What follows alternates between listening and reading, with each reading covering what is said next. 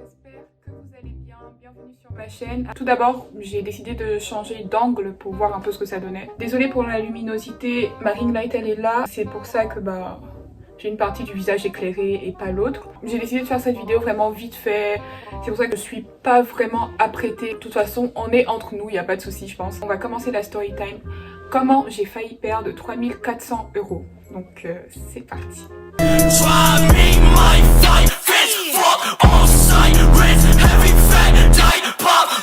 Pour commencer cette vidéo, alors faut savoir que je cherche un appartement sur Paris parce que j'ai envie de déménager tout simplement. J'ai eu plusieurs visites, j'ai fait plusieurs démarches, tout ça. En soi je trouvais rien de très concluant parce que faut savoir que sur Paris c'est pas très facile de trouver un appartement. Envoyer des mails partout, sur Se Loger, sur Orpi, sur Logikimo, sur Bien Ici, sur Pap, sur tous les sites de location. Volant, je me suis dit mais qu'est-ce qui se passe genre Appartement, et je ne trouvais rien, ou alors ce que je trouvais c'était vraiment trop complexe. En fait je voulais vraiment déménager rapidement, ça me demandait des dossiers vraiment trop vraiment beaucoup de papiers, de paperasse et tout, ça m'a saoulée. Du coup sur plus de 50 mails envoyés, j'ai eu que 10 maximum, à peu près 10 réponses de propriétaires. C'était toujours la même, c'était grave chiant et tout, donc voilà. Donc ce qui s'est passé c'est qu'un jour, j'étais dans ma boîte mail comme d'habitude, je décide tout simplement d'aller voir dans mes spams, d'aller voir un peu partout si jamais j'ai loupé un petit truc. Et je tombe sur le mail d'un propriétaire qui me demande, juste petite précision, désolée, mais j'ai tout noté de manière chronologique ici. Excusez-moi si de temps en temps je baisse les yeux et tout, mais c'est vraiment pour ne rien oublier. En fait cette vidéo c'est vraiment à titre préventif, c'est parce que là je sais qu'on est dans une période où plusieurs personnes cherchent des appartements. Pour reprendre où j'en étais, j'ai reçu un premier mail d'une femme qui me disait qu'elle louait son bien et par contre qu'elle passait par Airbnb. Ma mère m'a dit laisse tomber Airbnb. En général les gens quand ils veulent louer sur le long terme ils ne passent pas par Airbnb, du coup moi j'ai trouvé ça bizarre. Donc on s'est dit non. Du coup je regardais encore mes mails un autre jour et je suis tombée sur le mail d'un propriétaire.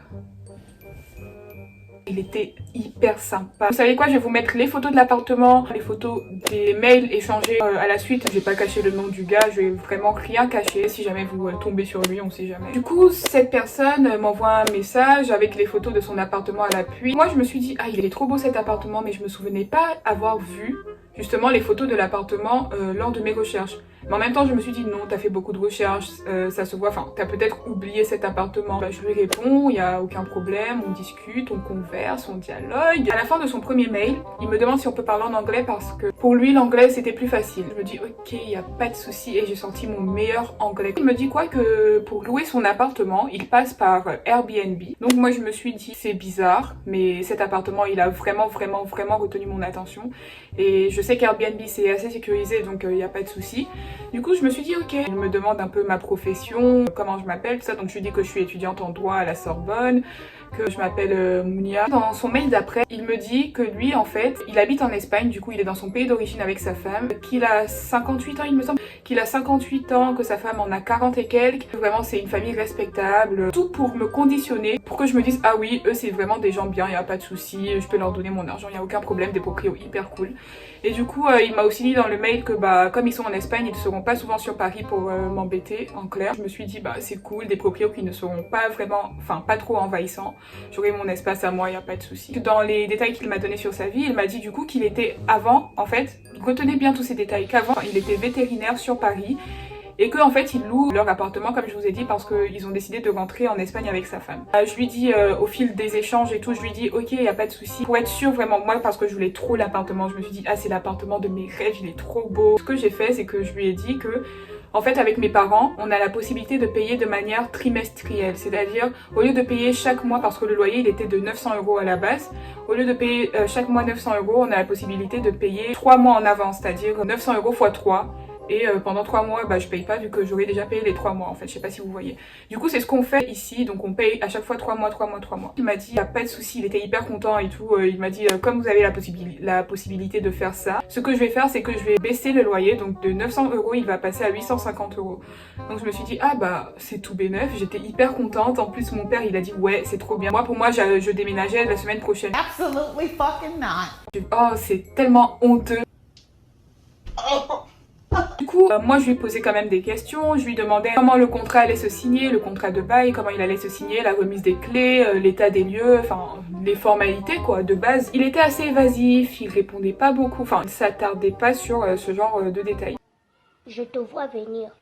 Je lui ai dit ok ça me va, il n'y a pas de souci. On était censé payer 3400 € avec mes parents, donc c'était 850 € x 4, donc 3 mois de loyer plus la caution qui était aussi de 850 €. Donc ça faisait 3400 il me semble. Moi je lui ai dit il n'y a pas de souci, on peut payer aujourd'hui directement, on peut tout payer là maintenant. Il me dit ok, il n'y a pas de problème. Il m'envoie un lien et il me dit en fait vous allez devoir cliquer sur ce lien. Vous pourrez payer sur Airbnb directement, ils vont vous donner les démarches à suivre pour justement payer. Donc je me suis dit ok, je clique sur le lien, donc je vous mettrai encore une fois les mails et tout, il n'y a pas de souci. Tout a l'air en règle, c'est-à-dire que c'était vraiment le site Airbnb quoi, c'était vraiment le site, genre tout était en règle. Je me suis dit ah c'est trop bien, en fait j'ai presque rien fait. Clairement là j'ai un appartement juste en claquant des doigts, je comprenais vraiment pas les gens qui disaient ah c'est trop dur d'avoir un appartement sur Paris, il y a ça, il y a ça, il y a ça, il y a tout ça à faire, parce que moi clairement j'avais eu mon appartement en fait, donc j'étais trop contente.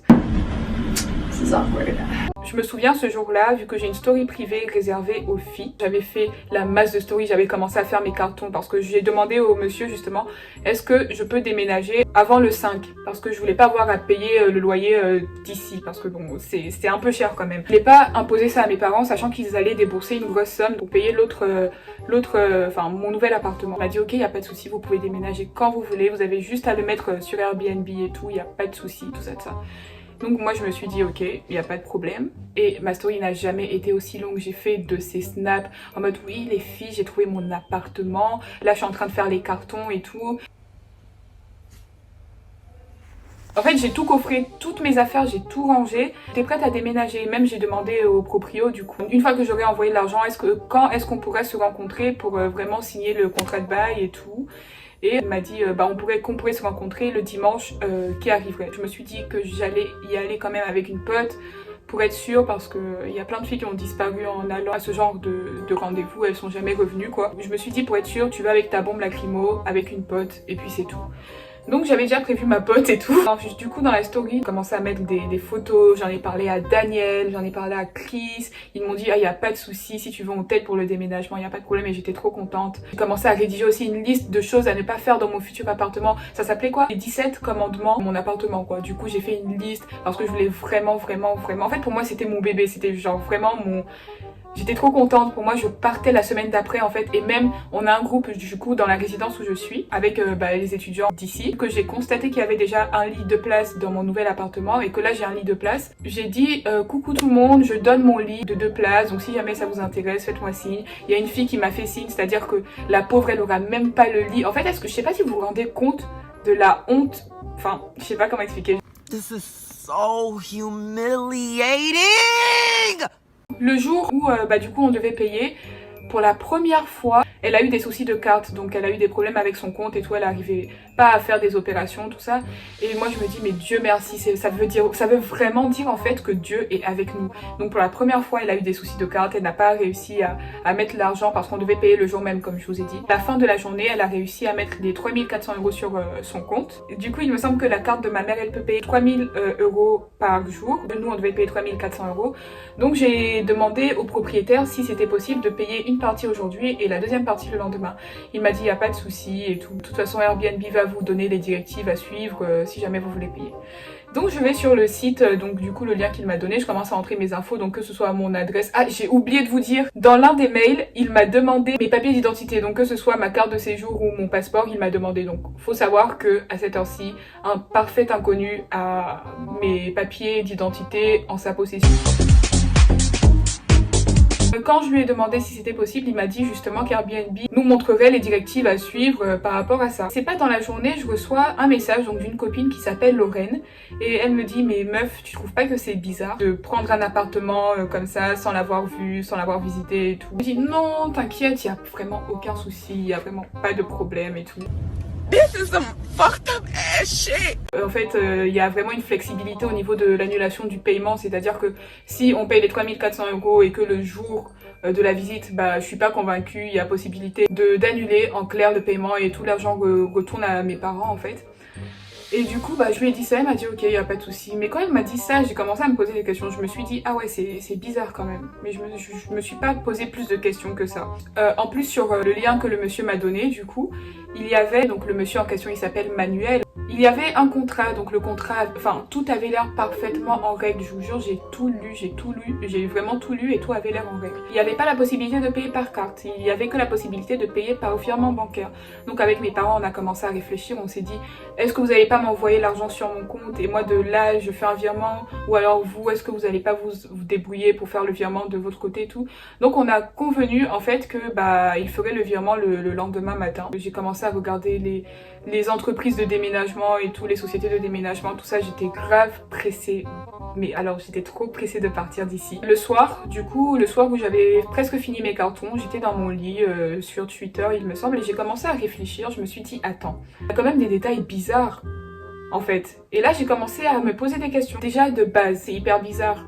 Le monsieur, enfin du coup Manuel, le soi-disant propriétaire de l'appartement que je convoite, m'a dit dans un de ses mails qu'il habitait en Espagne et qu'il a été vétérinaire pendant plusieurs années à Paris.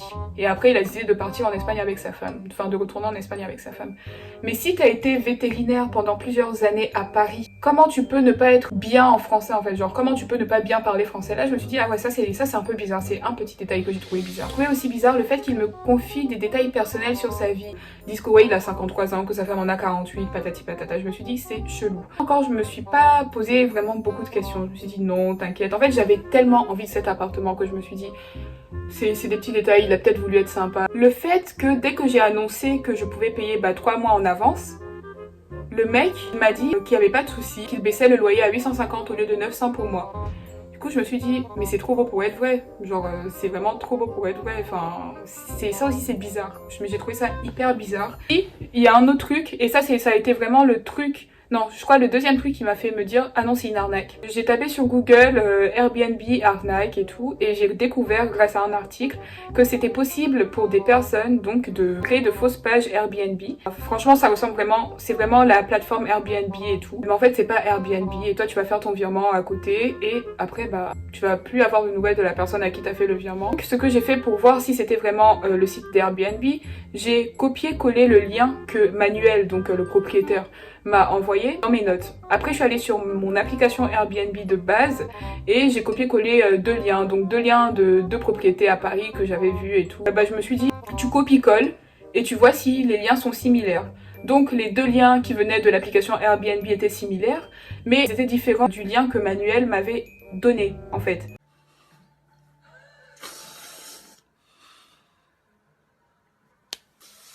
Donc ce que je fais, j'envoie un mail au propriétaire, je lui demande qui est ce Ismaël Gonzalez ou je sais plus qui là. On m'avait donné un RIB et sur le RIB il y avait le nom en fait d'un certain Ismaël Gonzalez. De quoi tu parles? Je connais personne qui s'appelle Franck. Il me dit ah non c'est un agent d'Airbnb, en clair c'est un broker et tout, enfin c'était écrit Ismaël Gonzalez broker, donc en clair c'était un agent de Airbnb qui a pas de souci et que tant que moi j'aurais pas confirmé de mon côté qu'il y a aucun problème, lui il va pas recevoir son argent et son argent sera bloqué sur le compte de ce certain Ismaël Gonzalez et tout.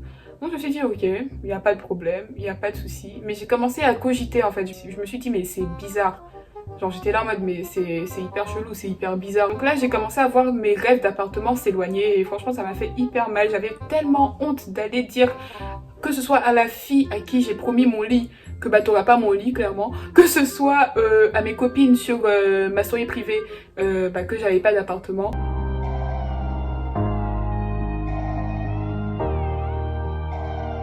Dans une tentative désespérée, ce que je fais, c'est que je vais sur du coup le vrai Airbnb et je tape le nom de l'annonce du manuel en question, donc je tape le nom de sa propriété, de la rue et tout, pour voir si Airbnb retrouve. Et quand je vous dis qu'il y avait zéro résultat, genre il y avait zéro résultat, donc là je me suis dit non c'est une arnaque. Le lendemain on devait envoyer l'argent était déjà positionné sur le compte de ma mère et tout. Et heureusement que le soir même j'ai eu une lueur, une lumière qui m'a frappée. Et c'est dans ça que je me dis qu'en fait Dieu est avec moi en fait, Dieu est avec moi. Que les gens aimeraient que je sois, aimeraient que je fasse, mais que je le fais pas. Je m'en fous. Ayez cette mentalité de vainqueur que oui, tu t'en fous. Ce qui compte, c'est de plaire à Dieu. Le reste, on s'en fout. Dieu est avec moi, mais l'univers est contre moi. l'univers est vraiment contre moi. Quand je vous dis que ma vie en ce moment c'est un film, c'est vraiment un film blanc. L'univers m'a giflé en plein visage. À côté aussi, il y a 4 de mes amis donc qui cherchent aussi des appartements. Donc moi je me suis improvisée agence immobilière. J'ai commencé à leur donner mes petits tips parce que pour moi j'étais devenue une pro de la trouvaille d'appartements. Du coup j'ai commencé à donner mes petits tips, à dire ah non mais si tu veux ce soir je t'aide, donne-moi ton budget, donne-moi les arrondissements dans lesquels tu veux être, donne-moi tout ça et puis moi je te trouve ton appart, y a pas de souci. Et derrière moi j'ai pas d'appart, genre c'était vraiment hyper gênant. Et quand je vous dis que je me disais, en fait, t'es en droit, mais peut-être que le droit, c'est pas fait pour toi. Peut-être que t'aurais dû faire une carrière dans l'immobilier. Genre, je vous jure, j'étais matrixée. L'univers, j'étais ici, l'univers, il m'a pris comme ça.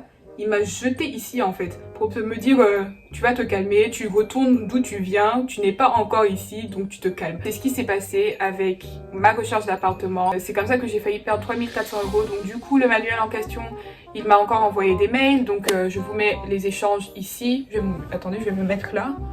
Voilà. Il y a vraiment quelque chose qui me turlupine parce qu'en fait, c'est le fait qu'il ait des documents qui me concernent. Donc ma carte d'identité, enfin non, ma carte de séjour et mon passeport. Et aussi le fait qu'il ait mon adresse parce que sur son site je devais mettre mon adresse actuelle, enfin des petits trucs comme ça et tout. Et franchement quand je vous dis que ça avait l'air tellement réel, je me serais jamais douté que c'était une arnaque en fait. Il se trouve que si j'hésitais vraiment à l'insulter, genre je voulais vraiment l'insulter, mes parents ils m'ont dit non tu l'insultes pas. Ça va pas dans ta tête? Malade! On sait jamais, il peut être dangereux, il a ton adresse et tout, on sait jamais, mais je vous jure, je voulais trop l'insulter. C'est comme ça que j'ai failli perdre 3400 €, que bah par la même occasion, on m'aurait déshérité. Hein. Faites vraiment attention lors de vos recherches d'appartements aux méthodes employées par les propriétaires. Faites vraiment attention à tout ça et ne vous laissez pas berner. Si jamais vous cherchez un appartement et qu'un propriétaire vous propose de passer par Airbnb, dites-vous que c'est une arnaque parce qu'ils ont la possibilité de créer de fausses pages Airbnb. En fait, Dieu merci, je n'ai pas perdu tout cet argent parce que comme je vous l'ai dit encore une fois, j'aurais été déshéritée. Du coup voilà, j'espère encore une fois que cette vidéo vous a plu. N'hésitez pas à me le dire en commentaire. Faites très attention pendant vos recherches d'appartements. Je vous fais de gros bisous. On se revoit bientôt.